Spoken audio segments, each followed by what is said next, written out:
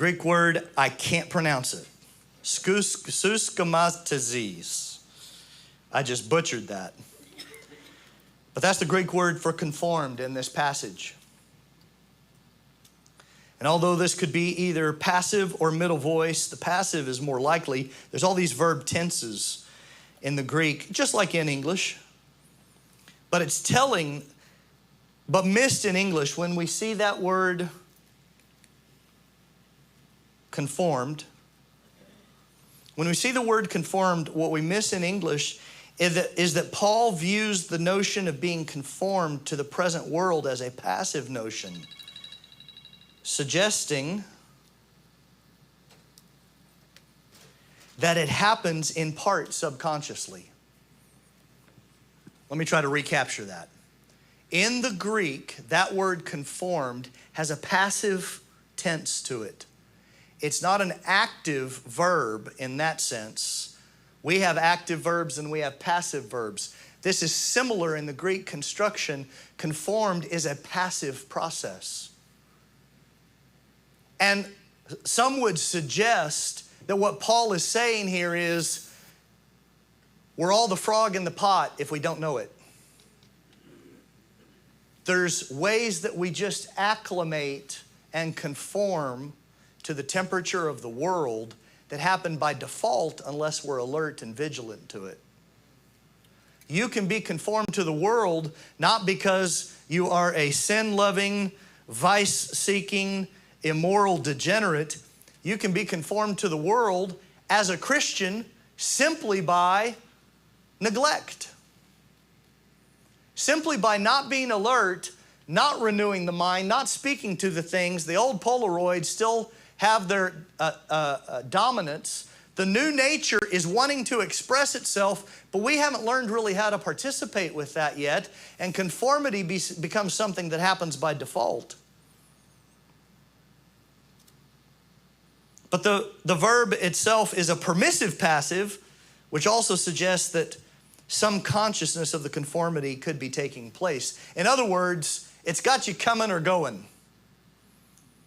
You can actively be conformed. You can passively be conformed. Paul's entire point is, whether it's happening in a way that you know about or don't know about, stop it.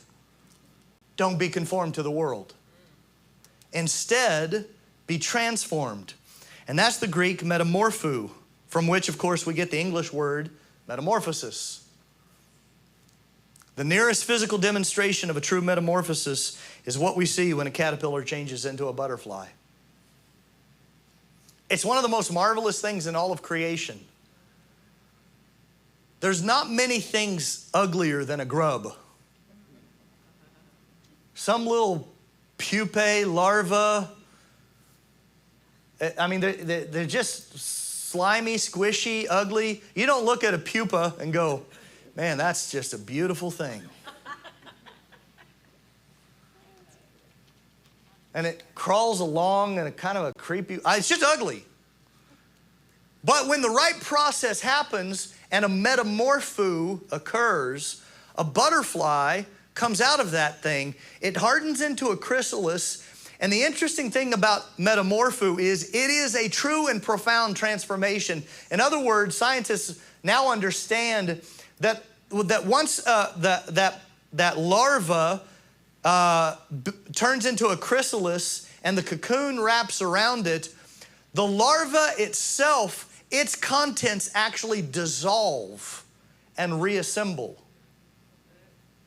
And what comes out is practically an unrecognizable other thing because it has had such a profound metamorphosis. The new thing is not in any way comparable to the old thing. It really is a new thing. Paul to the Romans is saying, you used to crawl like a grub on your belly. You used to have an ugly, defiant, rebellious nature toward God. You used to be an enemy of God.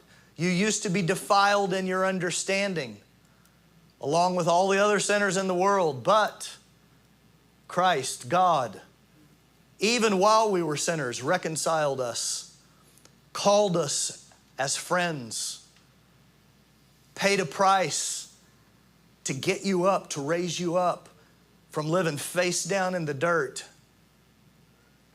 See, the serpent, part of the curse given to the serpent in the garden was, someone's coming that's going to crush your head, you'll bruise his heel. But part of the curse was, from the dust of the earth you will feed all the days of your life. Well, we're meant to make some connections there because God had just formed Adam out of the dust of the earth. The enemy only can feed off what we give him. Humanity is the food the enemy feeds on. And we, in turn, have this vicious cycle of death feeding on death.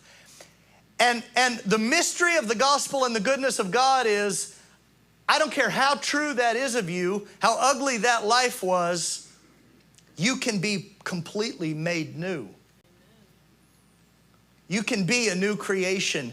The metamorpho that happens at the new birth is so profound, don't lose it by neglect.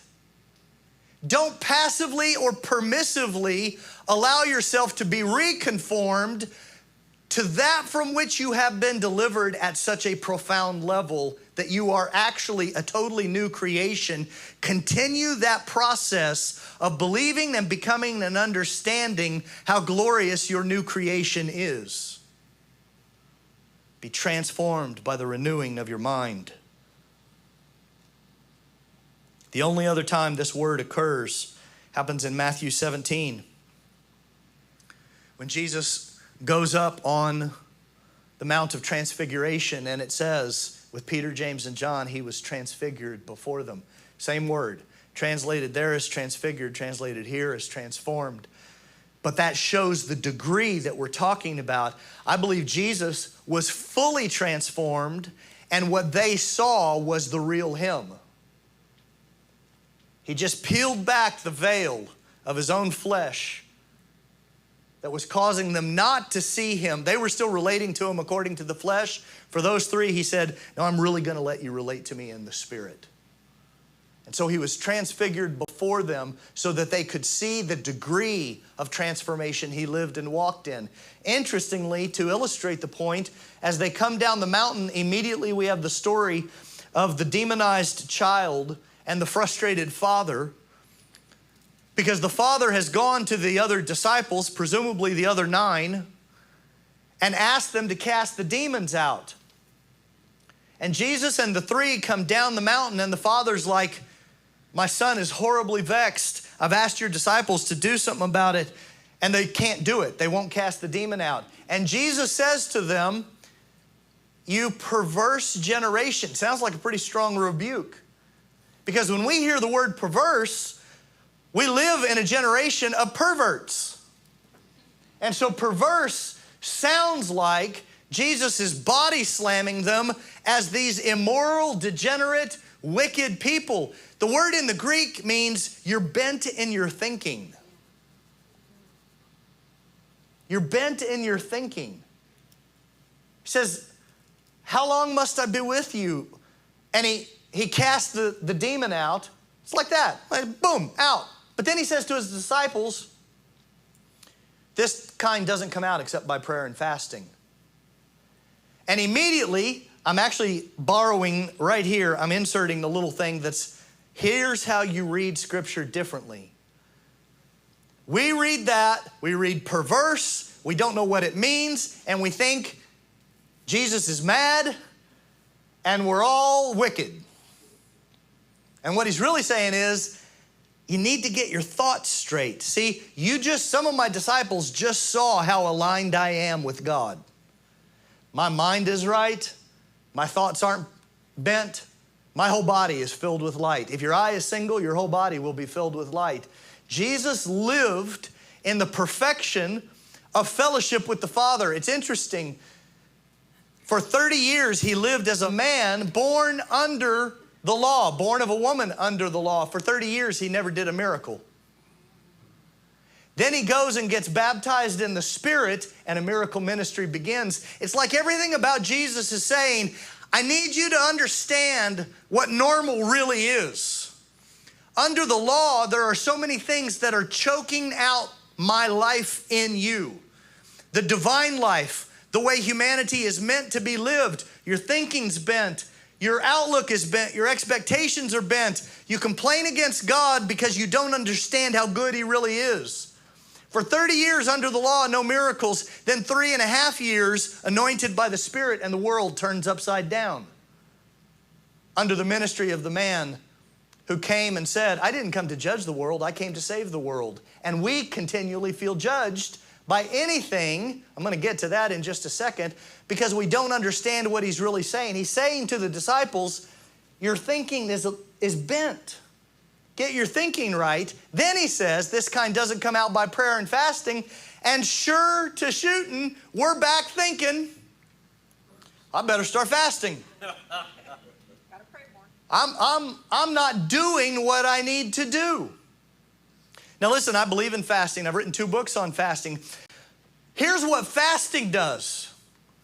Fasting weakens you enough. It weakens your pride. It puts you in the place of humility. It thins the veil of things to get your thinking right if you do it in the right spirit. If you're doing it with that thing, I better fast to get the breakthrough. I better fast to please God. I better fast to earn points. I better fast because somebody said to fast. Whatever, or Jesus said right there, this kind doesn't come out by prayer and fasting. We have to ask, what is Jesus talking about? What kind?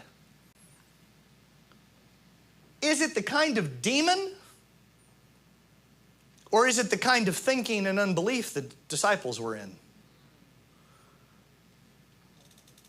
Because there's no place in Scripture where we see Him being like, okay, I'm about to face a big one. You guys hold on a second, I got to go fast. Right? He never had a moment where something hung in the balance and Jesus said, pause, I got to get my fasting points up. I got to level up here because this one's going to be a struggle. No, He didn't have that perverse kind of thinking. And so when He came to His disciples, He said, you guys aren't thinking right. This kind doesn't come out except by prayer and fasting. And fasting is the thing that positions us to receive from God differently. If it's done in the right spirit, we realize we are so totally dependent on God. Even just to go one more day without food, I need Him because all I want is food. Therefore, how can He become my food in an even more precious way? How can I lean on Him even more? And out of that, something amazing happens. Faith begins to rise. We begin to see God clearer. And Jesus is saying, there are some things you can do to fix your wrong thinking. And when you get your wrong thinking, that's what prayer and fasting is meant to address, your wrong thinking and your unbelief. Now the demon's going to come out.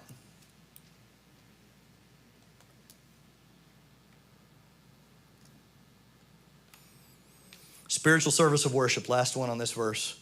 The expositor's Bible commentary says, while the exact sense is difficult to determine, the main idea is that the sacrifice we render to God is intelligent and deliberate, in contrast to the sacrifices of the Jewish worship, in which the animals had no part in determining what was to be done to them. See, you get to choose to present yourself to God in this way. You get to choose. The sacrifices of the law had no choice, and they served a purpose only in pointing forward to the time when Christ would pay a price, and you get to choose to trust in that and participate in that process. And by being transformed, not conformed, you worship the Lord with your entire being.